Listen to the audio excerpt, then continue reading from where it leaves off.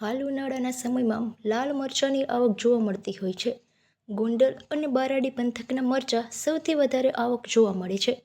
દેવભૂમિ દ્વારકાના બારાડી પંથકમાં પણ લાલ મરચાંનું સારું એવું વાવેતર કરવામાં આવે છે. બારાડી પંથકના લવિંગિયા મરચાંની તીખાશ વધારે હોવાથી જે લોકો તીખું ખાવાનું પસંદ કરે છે તે લોકો બારાડીના લવિંગિયા મરચાંની પસંદગી પહેલાં કરે છે.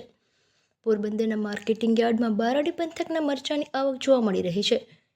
પોરબંદરના માર્કેટિંગ યાર્ડમાં શાકભાજી અને ફળોની સાથે હાલ લાલ મરચાંની આવક જોવા મળી રહી છે.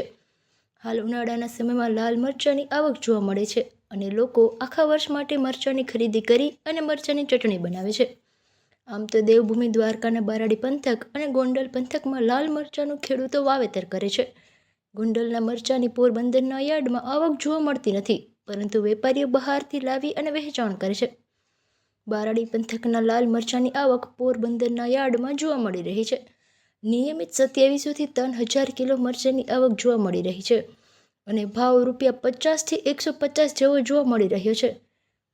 પોરબંદર યાર્ડમાં ક્યાંથી કેટલા મરચાં? યાર્ડમાં રામકૃપા ટ્રેડિંગ કંપનીના ભાગીદાર રસિકલાલ અર્જન પડાણિયા હું બોલું છું. બારાડી સાઈડના દેશી મરચાં બોરિંજા, વાસુ, કોરાળા, કલ્યાણપુર, વસઈ, મેવાસા આ સાઈડના દેશી મરચાંની કાયમ 200-300 કોથળાની આવક છે.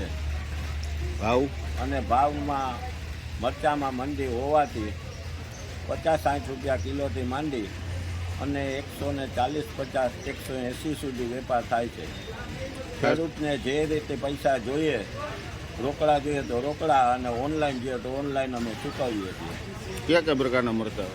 લવિંગિયા મરચાં આવે છે, C5 આવે છે, બિયાળગી આવે છે, 702 આવે છે, સુરભી આવે છે, રેશમપત્તો આવે છે, ટમેટો આવે છે અને દેશી કાશ્મીરી પણ આવે છે.